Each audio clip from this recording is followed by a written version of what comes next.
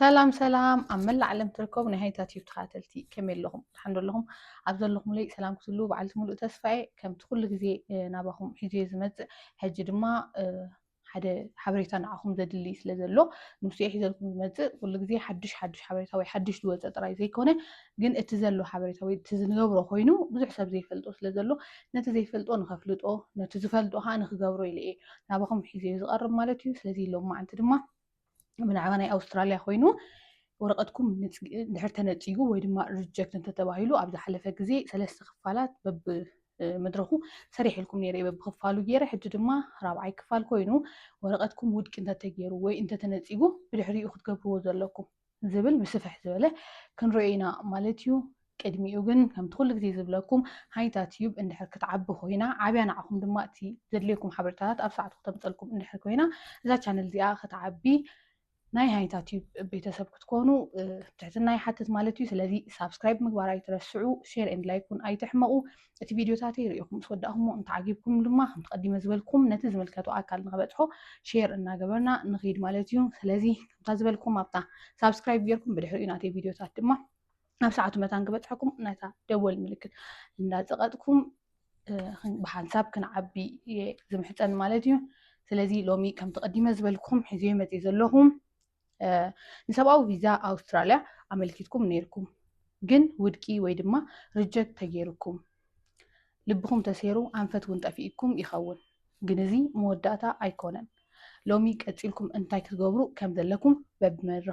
ببمدرخو كريكم مالتيو هذه ناو نخيد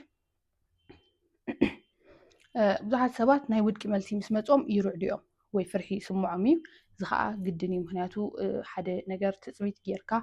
لوم رد صباح يسلطني لوم رد صباح تقبل نترخيبه عبتزدلو هاجري بصحنا تبارك خلها ريجكت ويتنطي كلها ويدما ورقتك ودك خوين لو زتخايو ابلكيشن ودك خوين تبال ان كلها قليل ايكونن ስለዚህ ገለሰብ ተስፋ ቆርጥ ከሎ ገለ ድማ በዘይ ዝኾነ ምክንያት ደጊሙ የመልከት ማለት እዩ ካልኣይ ግዜ ክፍትን ይኽእል ብምባል በዘይ ዝኾነ ዓይነት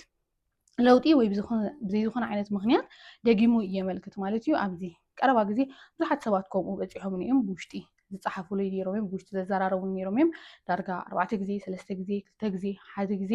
ደጊሞም ዝፈተኑ ኣለዉ ግን ደጊሞም ክፍትኑ ከለዉ ዘይወላ ሓንቲ ዓይነት መምሕያሽ ወይ ድማ ብዘይወላ ሓንቲ ዓይነት ምትዕርራይ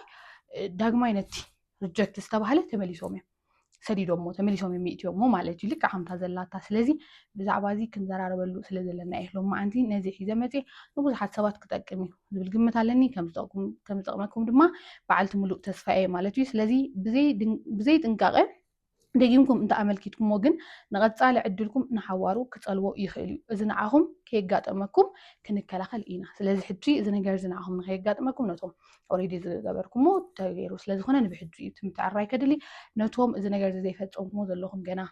ተነፂኩም ስኢልኩም እትፅበዩ ዘለኹም ገለገለ ሓበሬታ ትደልዩ ግን ከምቲ ውሽጢ ዝበልኩም በዚ ድማ ንኩሉ ሰብ መታን ክኸውን ንኩሉ ሰብ ሒዘ ይመፅእ ኣለኹ ማለት እዩ ስለዚ ቀዳማይ ስጉምቲ ክንወስዶ ዝግበአና ወይ ክንገብሮ ዝግበአና እንታይ እዩ ስለምንታይ ውድቂ ከም ዝተገበረኩም ተረድኡ ንምንታይ እዩ ወረቐትኩም ሪጀክት ኮይኑ መጀመርያ ምርዳእ ነቲ ናይ ውድቂ ደብዳቤ ረፊውዛል ሌተር ብጥንቃቐ ኣንብብዎ ነቲ ንዓኹም ዝወሃበኩም ብኢሜይል ዝመፀኩም ናይ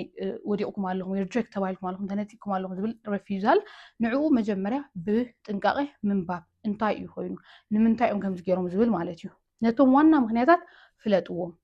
ዝጎደሉ ሰነዳት ምናልባት ዝጎደሉ ሰነዳት ዳክመንት እንድሕር ኣጉዲልኩም ፀኒሕኩም እቲ ምክንያት ወላ እኳ ብግልፂ ዝንዝን ኢሉ ኮፍ እንተዘይቢልኩም ግን ይሕብር እዩ ስለዚ ዝጎደሉ ሰነዳት ካልኣይ ድኹም ናይ ውልቃዊ ታሪክ ስቴትመንት ማለት እቲ ናይ ውልቅኩም ታሪክ ከየስኩም እትህብዎ ንሱ ድኹም እንድሕር ኮይኑ ሳልሳይ ፕሮፖዘር ዘይምህላው ምናልባት ሓደ ሓደ ግዜ ድማ ስፖንሰር ዘይምህላውን ቦታ ዘይተረኸበካ ወይ ከዓ ክንቕበሉካ ቁሩብ ክሳይ ስለዝኸውን ንሶታት እውን ከንፅገኩም ይኽእል እዩ ማለት እዩ ሳልሳይ ራብዓይ ናይ ድሕነት ወይ ናይ ጥዕና ፀገማት ናይ ድሕነት ወይ ድማ ናይ ጥዕና ፀገማት ስለዚ እዘን 4 ዋና ምክንያታት ክኾና ስለዝኽእላ እዘን 4 እዚአን እንታይ ክንገብር ኣለና ብጥንቃቐ ነቲ ረፊውዛል ሌተር ከነንብቦ ነቲ ረፊውዛል ኢሜይል ከነንብቦ ክንርድኦ ኣለና መጀመርያ ተቐዳሚት ስጉምቲ ንገብራ ማለት እዩ ስለዚ ኣገዳሲ እንታይ እዩ ብግምት ዘይምስራሕ ወይ ብግምት ዘይምግባር ዝኾነ ነገር ካልኣይ ሸለል ዘይምባል ሸለል ባህልቲ ክንከውን የብልና ነቲ ምክንያት ምፍላጥ ንምምሕያሽ ቀዳማይ ስጉምቲ እዚ እዩ ማለት እዩ ነቲ ምክንያት ንምፍላጥ እቲ ቀዳማይ እንወስዶ ስጉምቲ እዘን ክብለኩም ዝፀናሕኩ እየን ማለት እዩ ካልኣይ ስጉምቲ ጉዳይኩም ኣጠናኽሩ ወይ ድማ ጉዳይኩም እሕይሉ ሓደ ናይ ውልቃዊ ታሪኽኩም ኣሕድሱ ስለምንታይ ናብ ሃገርኩም ክትምለሱ ከምዘይ ትኽእሉ ብንጹር ግለጹ ካልኣይ ዘጋጥመኩም ዘሎ ስግኣት ወይ ሓደጋ መረጋገፂ ኣቕርቡ ሳልሳይ ሓቀኛታት ዘይተጋጭወን ታሪኽን ይሃሉኹም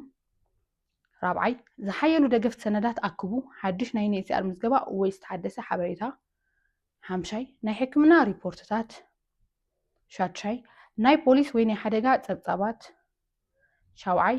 ፕሮፖዘር ወይ ስፖንሰር እንተዘይነርኩም ንምርካብ ፈትኑ ብሕጋዊ መገዲ ኣብ ኣውስትራልያ ዝነብር ሰብ ሻውዓይ ኣብ ምጥያስኩም ሰትልመንት ክሕግዘኩም ዝኽእል ታሽዓይ ምስ ሰበ ስልጣን ክረዳዳእ ዝኽእል ስለዚ እዚአን ዝበልኩኹም ዝገለጽኩልኩም እዚአን ከዓ እንታይን ከም ካልኣይ ስጉምቲ ጉዳይኩም ንምሕያል ዝግበር እዩ ናይ ውልቂ ታሪኽኩም እሕድሱ ማለት እቲ ጌርኩምዎ ዘለኹም ኬስኩም ምሕዳስ ማለት ጠቕላላ ተቐይሮ ዘይኮንካ እቲ ምምሕያሽ ምናልባት ኣብኡ ሽግራት ክህሉ ዝኽእል ምምሕያሽ ማለት እዩ ሓሶት ዘይምጥቃም ሓቂ ጌርካ ንጹር ጌርካ ተዘጋጥመካ ግንካ ኣመሓይሽካ ምቕራብ ማለት እዩ ዘጋጥመኩም ዘሎ ስግኣት ወይ ሓደጋ መረጋገፂ ቅርቡ ሕጂ እቲ ኣብኡ ትገልጾ ዝበዝሐ ግዜ ኣነ ከምዚ ኮይነ ወይ ከምዚ ነይረ ወይ ከምዚ ኣለኹ ክትብል እንከለካ እንድሕር ምስኡ ደገፍ ናይ ፖሊስ ናይ ሕክምና ካልኦት ተወሰኽቲ ሰነዳት ካብ ዩኤንኤችሲአር ዝወሃብ ድዩ መገድኩም ክመፅእ ዝኽእል ድዩ እንድሕር መረጋገፂ ብዝያዳ መርትዖ ኣቕሪብኩም ከዓ ነቲ ጉዳይኩም እንታይ እዩ ዝገብሮ ይሕይሎ እዩ ኣብታ ዝሓለፈት ግዜ ምናምን ዓይነት ሰነዳት ኣብ ኢድካ እንተዘይነይሩ ወይ ከተምፅኦ እንተዘይክኢልካ ብዘይ ሰነዳት እንተሂብካ ሕጂ ግን ሰነዳትካ ሒዝካ ክትመፅእ ኣለካ ማለት እዩ ተረዲእኩም ኣሎ ስለዚ እዚ ነገር እዚ ክትገብሩ ኣለኩም ሓደ እዚ እንታይ እዩ ሕጂ ካብቲ ክንብሎ ፀናሕና መጠናኸሪ ወይ ምሕየል እዩ ስለዚ ተን ምሕየል ዝበልኩም በብሓደ ገሊፀን ኣለኹ ማለት እዩ ተን ዘድልያኹም እዚ ናብ ሳልሳይ እንኸይድ ማለት እዩ ስጉምቲ ሳልሳይ ወይ ድማ ሳልሳይ ስጉምቲ ልሙዳት ጌጋታት ኣወግዱ ፈፂምኩም ናይ ሓሶት ወይ መጋገዪ ሓበሬታ ኣይተሃቡ ክልተ በቲ ዝነበረ ድኹም ሰነዳት ደጊምኩም ኣይተመልክቱ ሰለስተ ነቲ ናይ ውድቂ ደብዳቤ እሽሽ ኣይትበልዎ ኣብዚ ዝግበሩ ጌጋታት ንናይ መጻኢ ታሪኽኩም ንሓዋሩ ከበላሽዎም ይኽእሉ እዮም እዚ ከዓ እንታይ እዩ ልሙድ ጌጋ ዘይምግባር ሓንሳብ እንድሕር ተጋጊኻ ነርካ ቢያንስ እቲ ጌጋኻ ብዝተኻእለ መጠን ከተዕርዮ ምፍታን ከተመሓይሾ ምፍታን እምበር ልሙድ ዓይነት ጌጋታት ዘይምጥቃም ከምዚ ሕጂ ዝበልኩኹም ማለት እዩ ናይ ሓሶት ወይ መጋገዪ ሓበሬታ ኣይትሃቡ በቲ ዝነበረ ድኹም ሰነድ ደጊምኩም ኣይተመልክቱ ብዙሕ ሰብ ከም ተቐዲመ ዝበልኩም በቲ ሂብዎ ዝነበረ ብኡ ተመሊሱ የመልክት እዩ ስለዚ ንሱም ምጥንቃቕ ማለት እዩ ነቲ ናይ ውድቂ ደብዳቤ ድማ ዕሽሽ ኣይትበልዎ እዚ ከዓ እዚ ቀዲምና ዝበልናዮ እቲ ናይ ውድቂ ወረቐትኩም ወይ ዝተዋህበኩም እንታይ ዝበሃል ኢሜል ዕሽሽ ዘይምባል ማለት እዩ ራብዓይ ስጉምቲ ግዜኹም ብኣግባብ መድቡ ብኡ ንብኡ ደጊምኩም ንምምልካት ሓደ ብኡ ንብኡ ደጊምካ ንምምልካት ዘይምህዋኽ ክልተ ነቲ ናይ ምፅባይ ግዜ ነዞም ስዕቡ ተጠቀሙሉ ዝሓየሉ ሰነዳት ንምእካብ ሓደ ቀልጢፍካ ተሃዊኽካ ምምልካት ኣይኮነን እንታይ ደኣ ዝሓየሉ ሰነዳት ንምእካብ ቀሲልካ ዝሓየሉ ሰነዳት ንምእካብ ታሪኽካ ንምጥንኻር እንተተኻኢሉ መፀጊዒ ወይ ድማ ስፖንሰር ዝኾነካ ፕሮፖዘር ምውሳኽ እዚአን ድማ እታ ክትገብርዎን ዘለኩም ቅድሚ ሕጂ እውን ብዙሕ ተዛሪብናሉ ኢና ግን ስቲል ብዙሕ ሰብ ይሓትት ስለ ዘሎ ምናልባት ዘይተረድኦ ወይ ድማ ዘይበርሃሉ ክኸውን ስለዝኽእል ኢና ደጊምና ነምፅኦ ዘለና እምበር ዳርጋ እዚ ዝበዝሐ ፓርት ቅድሚ ሕጂ ኣብ ገለገለ ቪድዮታት እንዳእተኽዎ መፅአ ማለት እዩ ኣብዚ ይኹን ኣብ ቲክታክ ፎሎወር ትከታተሉ ይኹን ኣብ ዩቲዩብ ብዙሕ ህዝታት እንዳእተኽዎ መፅአ ማለት እዩ ስለዚ እዚ ንዝንጋዕ ክትገብር ኣለካ ምኽሪ ብጥንቃቐ ዝተዳለወ ካልኣይ መመልከቲ ወይ መመልከቻ ካብቲ ተሃዊኽካ ዝተገብረ ዝሓየለ እዩ እቲ ካልኣይ ተፀቢኻ ቀሲልካ ኩነታት ርኢኻ ኣመሓይሽካ ትእትዎ ካብቲ ቀዳማይ ዝገበርካዮ ኣዝዩ ዝሓየለ እዩ ስለዚ ጥቕሚ ክህልዎ ውፅኢታዊ ክኸውኑን ይኽእል እዩ ማለት እዩ ሓምሻይ ስጉምቲ ካልኦት ኣማራፂ መገዲ ይረኣዩ ደጊሙ ንምምልካት እናተዳለኹም ከለኹም ካብዞም ዝስዕቡ ሕሰብሎም ካልኦት ናይ ኣውስትራልያ ሰብኣዊ ፕሮግራማት ብቑዓት እንትኾንኩም ንካልእ ፕሮግራማት ብቑዓት እንትኾንኩም ብካልእ ናይ ኣውስትራልያ ፕሮግራማት ምፍታን ናብ ካልኦት ሃገራት ምምልካት ምስ ዩኤንኤችሲአር ዘለኩም ርክብ ንጡፍ ምግባር እዚ ኣማራፂታትኩም ከም ዝሰፍሕ ይገብር ጭንቀትኩም ይቕንሰልኩም ስለዚ ከም ሓምሻይ ኣማራፂ ድማ ናብኡ ስለዝፈትንካ ወይ ብውድቂ ስለዝተገብርካ ንኻልእ ኣይትፍትን ማለት ስለዝኾነ ኣብ ካልእ ነጥፈታት እንዳፈተንካ ናይ ኣውስትራልያ እውን ካልእ ፕሮግራማት እንተሎ እንዳፈተንካ ብሓቂ ክሳዕ ዝኾነ ናብ ዝኾነ ንምፍታን ንኣውስትራልያ